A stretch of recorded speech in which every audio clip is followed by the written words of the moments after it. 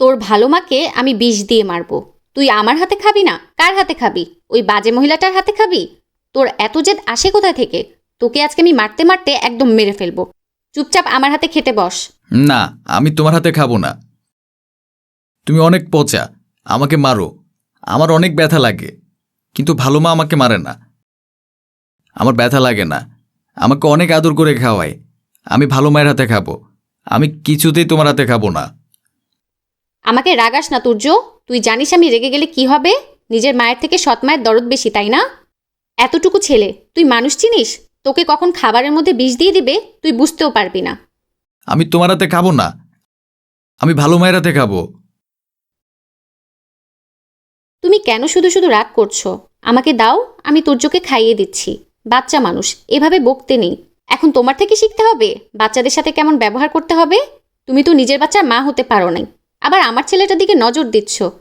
তোমার নজরে আমার ছেলেটা আবার শেষ না হয়ে যায়। তুমি এভাবে কথা বলছো কেন? তুমি কিন্তু আমার জন্যই এ বাসায় আসতে পেরেছ।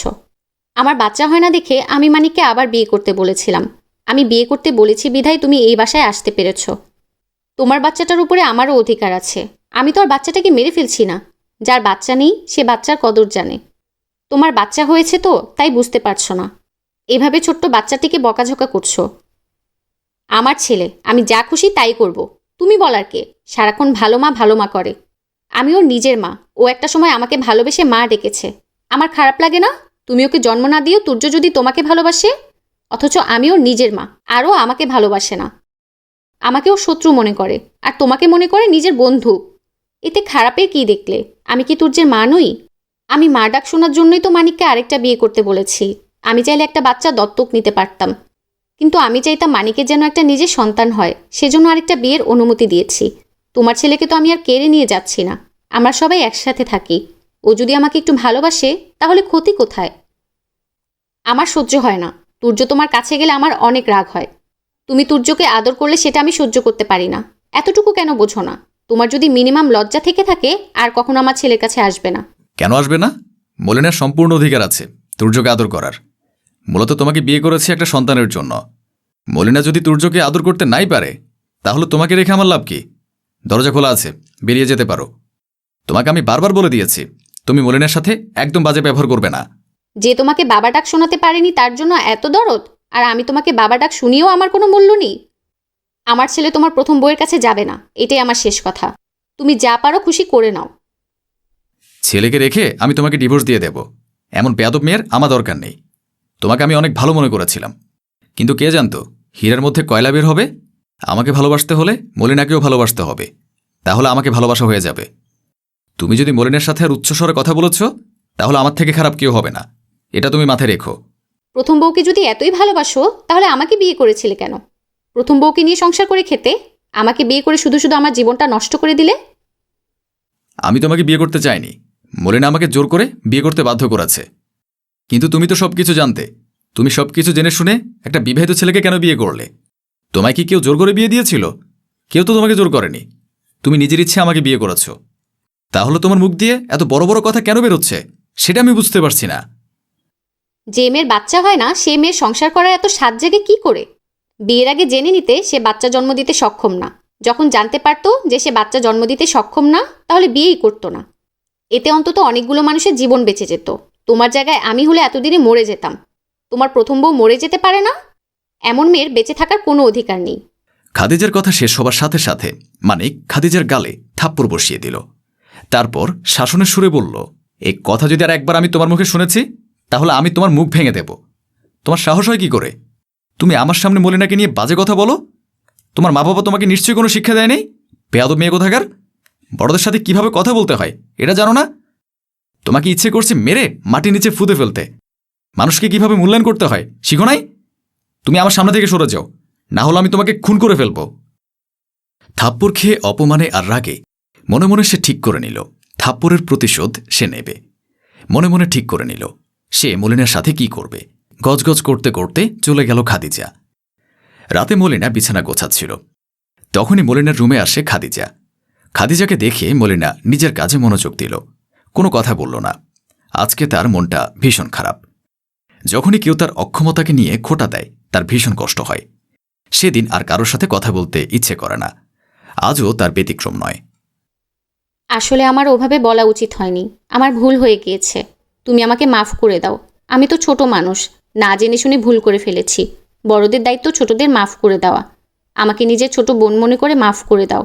তোমাকে এমন বাজে কথা আর কোনোদিন বলবো না। আমাকে একটা সুযোগ দাও, তোমাকে সব সময় ভালো রাখার চেষ্টা করব। তুমি তো ভুল কিছু বলো নাই, তুমি সত্যি কথাই বলেছ। সত্য বলার জন্য আমার কাছে মাফ চাইতে হবে না। আমার এখন কিছু ভালো লাগছে না, তুমি নিজের রুমে যাও। তুমি মাফ না করলে আমি নিজের রুমে যাব না, সারা রাত তোমার রুমে বসে থাকবো। তোমার জন্য দুধ গরম করে নিয়ে আসি। তোমার শরীরটা তো ভালো না, আগের থেকে কেমন শুকিয়ে গিয়েছে। তোমাকে পুষ্টিকর খাবার খেতে হবে। আমাকে নিয়ে তোমার এত ভাবতে হবে না, তুমি নিজের কথা চিন্তা করো। আর আমাকে বিরক্ত না করে তোমার ছেলে রাতে খায় নাই, তাকে গিয়ে খাওয়াও। সমস্যা নেই, আমি ওকে বিস্কুট দিয়ে এসেছি, বসে বসে খাচ্ছে। মানিক বাসায় আসলে আমরা সবাই মিলে একসাথে খাবো। তোমাকে আপাতত আমি এক গ্লাস দুধ গরম করে এনে দিই, তুমি খাও। আজকে আমার জন্য তুমি অনেক কষ্ট পেয়েছো, তার জন্য আমি আবারও তোমার কাছে মাফ চাচ্ছি। দয়া করে আমাকে মাফ করে দাও। মলিনা কি বলবে ভেবে পেল না, তাই সে চুপ করে রইল। মলিনার থেকে উত্তর না পেয়ে খাদিজা রান্নাঘরে চলে গেল। একটু পর এক গ্লাস দুধ গরম করে নিয়ে এসে মলিনার হাতে দিল। এটা কিন্তু গরম করে নিয়ে এসেছি, তুমি খেয়ে নাও। মলিনা বাড়তি অশান্তি চায় না, তাই সে কোনো কথা না বলে দুধের গ্লাস নিয়ে দুধগুলো খেয়ে ফেলল। একটু পরে মলিনা অনুভব করল তার গলা ভীষণ জ্বালাপোড়া করছে।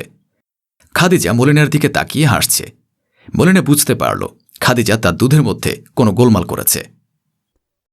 খুব শখ ছিল না তোমার আমার ছেলেকে নিজের ছেলে বানিয়ে ফেলবে? তোমার জন্য আজকে মানিক আমাকে মেরেছে, আমি ভুলে গিয়েছি তোমাকে এত সহজে ছেড়ে দেব? তুমি কি করে ভাবলে? তোমার সামনে ভালো মানুষ সেজেছিলাম, তোমাকে ভালোবেসেছি। তুমি কি আদৌ ভালোবাসা পাওয়ার যোগ্য? যে মেয়ে অন্য মেয়ের মার খাওয়া তাকিয়ে তাকিয়ে দেখে, কোনো প্রতিবাদ করে না, সেই মেয়ের বেঁচে থাকার কোনো অধিকার নেই। আজ থেকে আমি একদম মুক্ত, কেউ আমাকে জ্বালাবে না, কারো জন্য আমার কথা শুনতে হবে না। আমার ছেলেটাও আমাকে রেখে অন্য কাউকে ভালোবাসবে না। তোমার দুধের মধ্যে বিষ মিশিয়ে দিয়েছি, এবার মরো, দেখো কেমন লাগে। ওপারে গিয়ে ছেলে আর স্বামী নিয়ে সংসার করো। মলিনা আর কিছু বলতে পারল না, তার ভেতরটা জ্বলে পুড়ে শেষ হয়ে যাচ্ছে। সব কিছু ঝাপসা দেখতে পাচ্ছে। একটু পরে সব কিছু অন্ধকার হয়ে আসলো। সারা জীবনের জন্য দুচোখ বন্ধ করে নিল মলিনা, চলে গেল না ফেরার দেশে। মলিনার অবস্থা দেখে তৃপ্তির হাসি হেসে উঠল খাদিজা। রাতে মানিক পাশে আসলো। মানিক পাশে আসতেই মানিকের 5 বছর বয়সের ছেলেটা মানিকের হাত ধরে কান্না করতে করতে বলল, আব্বু জানো, আম্মু না ভালো মাকে বিষ দিয়ে মেরে ফেলেছে। আম্মু ভালো মাকে কথাগুলো বলেছিল, আমি তখন শুনেছি। ভালো মা দেখো কেমন করে ঘুমিয়ে আছে। আমি অনেক ডেকেছি, আর উঠছে না। মানিক তার ছেলের কথায় স্তব্ধ হয়ে গেল। কোনো কথা না বলে মলিনার রুমের দিকে গেল। মলিনার রুমে এসে দেখল মলিনা অজ্ঞান হয়ে পড়ে আছে। অনেক ডাকাডাকি করেও মলিনার কোনো সারা শব্দ পেল না। মলিনার হাত চেক করে বুঝতে পারল মলিনা আর বেঁচে নেই। তখনই রাগান্বিত হয়ে খাদিজাকে ডাকল। মানিকের ডাক শুনে খাদিজা দ্রুত পায়ে মলিনার রুমে আসলো। তুমি মলিনাকে বিষ দিয়ে মেরে ফেললে? এত হিংসা তোমার মনে? আমি তোমাকে ছাড়ব না, আমি তোমাকে পুলিশের হাতে তুলে দেব বলেই পুলিশের নাম্বারে ফোন দিল মানিক। আমার ভুল হয়ে গিয়েছে, আমাকে তুমি মাফ করে দাও। আমি হিংসার বশে কত বড় ভুল করে ফেলেছি, এখন বুঝতে পারছি। আমি অনুতপ্ত হয়েছি, অনুতপ্ত আমাকে শেষ করে দিচ্ছে। প্লিজ আমাকে একটা সুযোগ দাও, আমি আর কখনো কারোর সাথে এমন করব না। কারোর সাথে এমন করার সুযোগ দিলে তো তুমি করবে, একটু অপেক্ষা করো, তারপরে তোমার ব্যবস্থা হচ্ছে।